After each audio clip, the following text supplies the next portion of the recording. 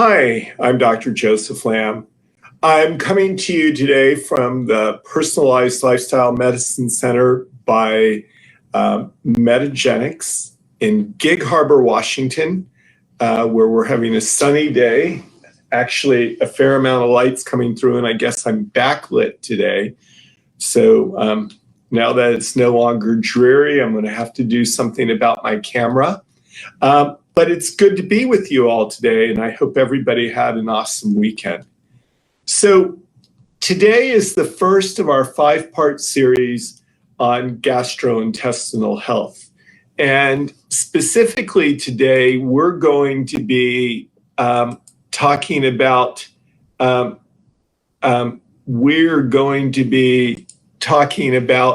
understanding optimal function. And boy, that title doesn't seem to be working. There it is. Understanding optimal gut function. So what is the gut, first of all? You know, what do we mean when we use the word gut? Or what do we mean when we use the word gastrointestinal system? Well, at the most basic of levels, the gut is, in the GI function, is gastrointestinal function is looking at those organs that play a role in our processing of food. So from the mouth, including the teeth and the tongue and the salivary glands, right on down through the esophagus, through the sphincter between the esophagus and the stomach, which is called the lower esophageal sphincter, into the stomach, and then the pylorus, which is the sphincter at the end of the stomach, leading into the first part of the small bowel, which is called the duodenum, and then leading into the jejunum, and then leading into the ileum, and then the ileum, the end of the small bowel, leads around to the ileocecal valve, which is the valve between the ileum and the colon, and right there at the cecum, where the ileum plugs into the right side of the colon, on the ileal side of that, we've got our appendix, and then we've got the right colon, the transverse colon going across, and then the left colon or descending colon going down to the sigmoid colon because it's S-shaped, as it passes to lead into the rectum, and then the rectum gives rise to the anus. And the anus is where what we've put in our mouths gets excreted on the other end, whatever's left. Part of the gastrointestinal system is also the liver, and part of it is the gallbladder and the common bile duct, hepatic duct, leading from the liver into the gallbladder and then down to meeting up with the pancreatic duct coming from the pancreas and leading into the common bile duct, which is inserted into the duodenum, that first part of the small bowel. And the pancreas is included because it puts digestive enzymes. The liver's included because it puts bile acids. The liver's also included because it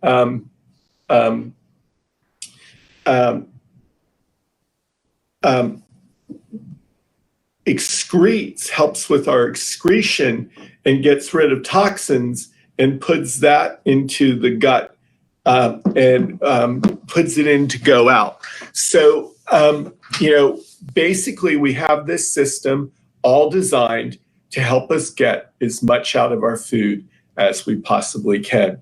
We've talked about the elements of our food from a caloric level in other talks, right on through macronutrient. So when we talk about macronutrient, we mean fat, we mean carbohydrates, we mean proteins, and how do we digest those, and what are the good ones that we want, and how do we absorb them, and where do we absorb them? And most absorption of the things that we take in take place between the stomach and the ileum. By the time things are making it to the ileum, we're getting ready to turn them into refuse. We're getting ready to turn them into something that we're going to be excreting. But it's all about, how we absorb things. One of the things that we've talked about for years and years has been the integrity of the gut lining. And generally, we've thought about it from the perspective that for the macronutrients, only the building blocks of the macronutrients get across. Things that are bigger, things that are more complex, things that are a larger biological molecule, they don't go across very well. They actually get digested. So an example, oral testosterone, oral progesterone, they're big organic molecules. If you take them in by mouth and you don't have them packaged in the appropriate way, they're going to actually get digested instead of getting absorbed. Large protein complexes, chains of proteins, will get digested instead of getting absorbed. And when they get digested, they get broken down into the amino acids. And it's the amino acids that we absorb and use as building blocks for all the structure that goes on within the body.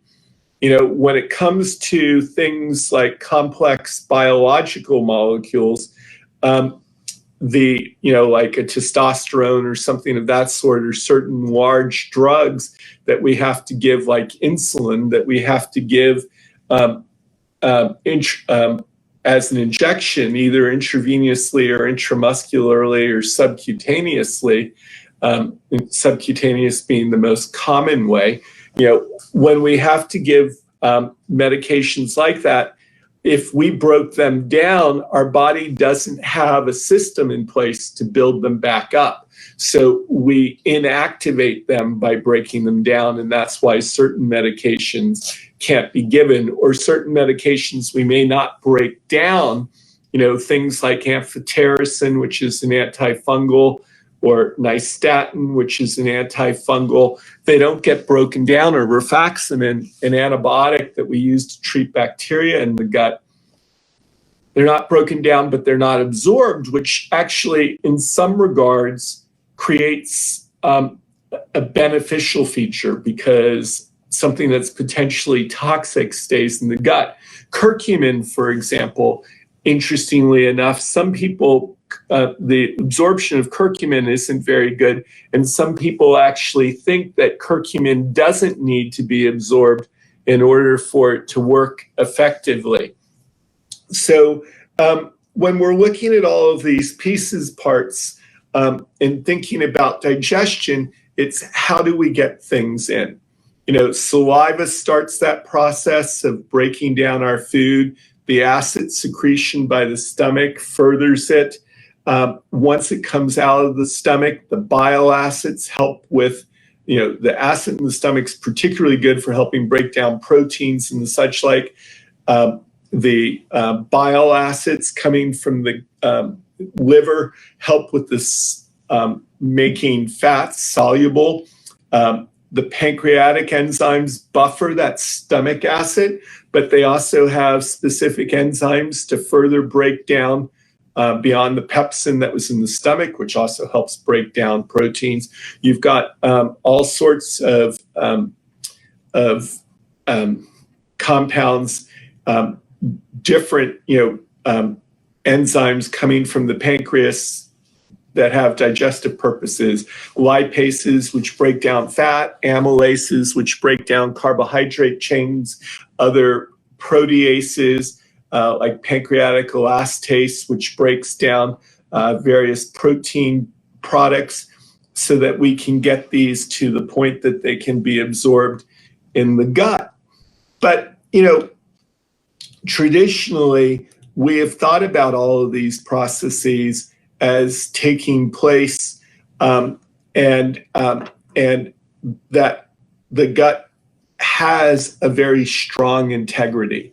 But we recognize that this integrity of the gut isn't all that we think it is. Indeed, little children, infants, newborns, are born without a lot of integrity because we want them to be able to absorb the immunoglobulins that are coming from their moms in breast milk to give them immune protection. So they need to take that protein in an undigested form so it works. So little ones are born without much integrity and they develop it. And little ones are born with a sterile gut without the friendly bacteria there, and they develop it over time. And we're going to talk about that in a little bit. But the surprising thing is that is going back well back to Malichnikov, who talked about the benefits of probiotics and talked about that death begins in the gut and illness begins in the gut, and was talking about this in the 1800s. It's kind of the underpinnings of the naturopathic traditions that we can potentially have a leaky gut, allowing things in that we don't want to come in, creating immune responses that we don't necessarily want, allowing toxins to cross over. And for a long time, that was considered not to be accepted. It was not something that happened. The premise was that you don't have a leaky gut. And, certainly in my experience in the medical world, starting in the late 80s and into the 90s, naturopaths and the Institute for Functional Medicine and other organizations talked about leaky gut. And even today, if you say leaky gut to a lot of gastroenterologists or certainly primary care physicians, they kind of look at you askew. But if you were to look with a different search word in PubMed, if you looked with intestinal hyperpermeability, so intestine referring to the small intestine, hyper meaning increased, permeability meaning the ability for something to pass across. So essentially intestinal hyperpermeability is a leaky gut. If you were to look with that search term, the number of case reports, the number of journal articles, the number of research studies has gone up dramatically. And, we're now at a point where it's well recognized that, we have a situation in which we, can have things leak across the gut. One of the primary causes of inflammation after a meal. And, it's been demonstrated, for example, that alcohol increases intestinal hyperpermeability, high fat content, more than 100 grams of fat a day increases it. A high amount of sugar intake increases it. So, if you, get a burger, get French fries, get yourself a large Coke or get yourself a beer to go with it, you are leading to the situation where things more easily cross that gut barrier, like what we call LPS, lipopolysaccharide, or endotoxin. It's a cell wall component of gram-negative bacteria. And when these indeed cross over, they create inflammation in the blood vessel lining in the endothelium, and they create endothelial dysfunction. And it's one of the first steps to developing heart disease. So there's this connection of the gut to the heart. There's this connection of gut in terms of intact proteins and an IgG-based response. Immune globulin G response to these foods that are crossing over as intact pieces. And then through a process called molecular mimicry, we have confusion. Our immune system starts looking at a foreign protein and goes, that I don't recognize, looks a lot like, yeah, I don't recognize that. And maybe it's cow's milk, a protein from cow's milk. And then because a virus has transformed the little signals on the outside of our own cells, the immune system turns and looks at the beta cell in the pancreas and goes, huh, that looks like that. I'm going to attack that too. And, some people think cytomegalovirus and milk allergies may play part of the role in the development of type 1 diabetes mellitus in young people. So we now recognize that there is a leaky gut. We recognize that it can drive immune dysfunction. We recognize that it can drive the whole process of inflammation and heart disease. And so working to preserve the integrity there is important. The other piece that has really come to the forefront in the last few years, which is interesting to note, is our recognition that we don't kind of exist in this world alone, that we actually are a complex mix of many organisms. If you look at a human being, there's somewhere between 70 to 100 trillion cells in a human being, living cells. And of those, only 10 to 15 trillion are human.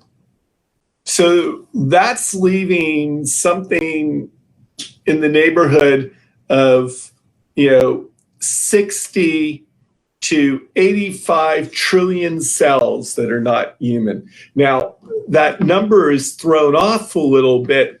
The proportion of that number is thrown off by the fact that human cells are much bigger compared to bacterial cells. It's not like we're barely human and we're mostly bacteria, but the reality of it is that there are more bacteria in your gut than there are stars in the known universe. And another way of looking at it is that if we took away everything that was human, like all human cells and the things that human cells made, like skin and bone and hair, we would still cast a shadow. What would be left behind? The little worms, even little mites. Like some of us have microscopic mites living in the tear ducts of our eyes. If you look at the mites, if you look at the little worms, if you look at the bacteria, if you look at the protozoa, if you look at the yeasts, if you look at everything that's there and left those behind, when you took away the human cells, we would still cast a shadow. And so you've got basically a situation in which you have a community. We're living with these bacteria. We have a microbiome in our gut. We've got one in our mouth and in our lungs. We've got ones on our skin. Women have a different microbiome in their vagina. There are microbiomes everywhere, but specifically today, we're going to talk about the one in the gut. And the microbiome in the gut, we have a complex relationship. When the relationship is good, the bacteria talk to our immune system and create balance. They talk to our neurologic system and create balance. Indeed, there's more production of serotonin by the nervous system surrounding the gut than there is in the brain. So, this ability of inflammation coming from the gut, crosstalk coming from the gut, influencing our minds is very large. And when you think about this neighborhood, there's good neighbors, there's average neighbors, and then there's bad neighbors, and then there's the people who aren't neighbors who are there. And, and we can really think about that. Like a good neighbor is the neighbor who mows your yard, right? Like you want someone like that, or someone who will check your mail or pick up your newspaper when you're out of town, or you'll cook them a meal when they're sick. You talk with them regularly. They're a friend. That's like a symbiotic relationship. You're doing things for them. They're doing things for you. And it's a great relationship, and you're both the better for it. But that represents our relationship with just a few of the bacteria in our gut. Then we've got the neighbor who's like the neighbor who lives down the street. We see him at the picnic once a year. We wave hello, that sort of piece, but we don't know them that well. And whoops, chair. We don't know them that well. And they keep their house up nice. We keep our house up nice. The neighborhood's better because we're both in it, but we're not directly contributing to each other. And then there are the people who make our experience a little bit worse. A few of them maybe add a little spice to the neighborhood. Too many of them, not so great. So if you have 3 medical students, like we were in medical school, who move into the neighborhood, it's okay until we have a party with 300 people, maybe not so okay. And we have that party every weekend, and you know what I did in medical school now. But it's the situation of, overcrowding, too many cars, the neighborhood, trash being left behind, things not being as good as they could be, and a few just fine. Like our neighbors, when we first moved in, they said they loved having medical students next door because suddenly people were living next door who knew CPR. They were an older couple. They actually weren't bothered, interestingly enough, by the parties because they just turned their hearing aids off. But, there's always grades of that relationship. But, if you have a mean old guy who lives down the street who yells at kids who play in front of his house, that's someone who you don't want. And then finally, there's that category of someone who doesn't belong in the neighborhood. It's like a bacteria that's flat out problematic and causes infection and compromises health. Or it's, a parasite or a worm or something that we really don't want. If you get, one of the microorganisms, the protozoa like Giardia that you can get, the classic place to get it is when you go backpacking and you get it because you've drank in a stream that a deer has urinated in. In that sort of setting, you can get deathly ill. And so, we have this relationship with the bacteria that live within us. We can actually look at this with testing and figure out what's the good news and the bad news. What needs to be added in to make things better, what needs to be taken out. From the process of detoxification, there's 2 phases of detoxification in the liver. There's phase 1 and phase 2. Phase 1, which is oxidative properties, create some oxidative stress potentially if we're not ready to deal with it. And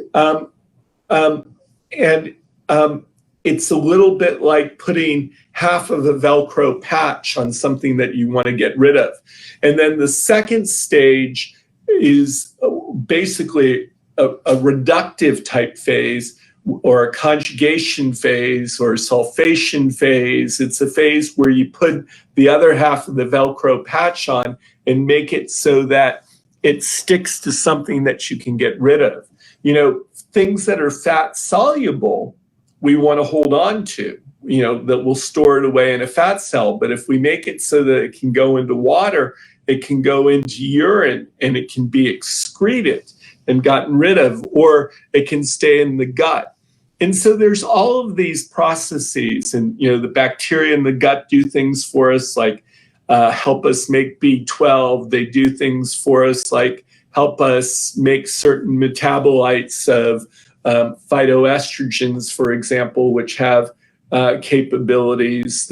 There's cell signaling that takes place. There's immune modulation that takes place. In the colon, there's reabsorption of water. There's reabsorption of the bile acids. There can be reabsorption of estrogen, and if it's too much, it can lead us to be estrogen dominant. If it's too little, we may struggle as well. So all of these parts, like how often do we have a bowel movement? What is motility like? A lot of people think about heartburn is too much stomach acid and we all take the purple pill. But in a lot of ways, it's a motility issue. If the stomach is full and can't empty distally, through the pylorus into the bowel, for whatever reasons, then of course you're going to regurgitate it up into the esophagus. And the whole motility issues are things that we're looking at more and more. And, there are new medications for both constipation and diarrhea, which affect colonic motility. All of these things are things that we can look at as we have a discussion about optimal gut health. We have lots of testing modalities. We can look for small intestinal bacterial overgrowth. We can look for acid production. We can look at colonic health. We can dive in deeper and deeper we can look at detoxification issues. So we can dive in to help optimize that function, to help with your wellness. So here at the Personalized Lifestyle Medicine Center by Metagenics in Gig Harbor, Washington. Telephone numbers 253-853-7233. My partner in crime, Dr. Michael Stone, who I do the Monday afternoon coffee breaks with, and this afternoon we're discussing aches and pains. So come back at 4 p.m. Pacific Daylight Time. Michael's in Ashland, Oregon as an option for you. And, we have upcoming programs. We're going to be talking about nutrition for cardiovascular health in just a little while at 11 o'clock Pacific Daylight Time today. We're going to have our Monday afternoon coffee break at 4 p.m. We've got another Consilience Partnership seminar. If you missed Saturdays, go back and look at it. 90 minutes of recreation and visioning. And we've got another one coming up on the 15th of May. And we have events coming up at Harmony Hill on the 11th of June and at Feathered Pipe Ranch on the 5th of July. I hope you'll join us for some of our other programming and experiences, and I hope you have an awesome day. Thank you.